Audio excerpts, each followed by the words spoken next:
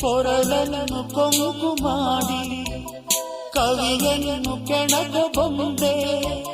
ನಡುವನ್ನು ನವಿಲು ಮಾಡಿ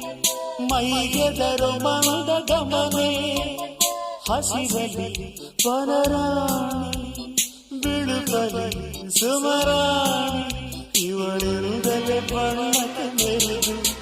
ಒಂದು ಹುಡುಗಿ ನೋಡ ಕಣ ನಗು ಬೆಳ್ಳಿ ಮಾದ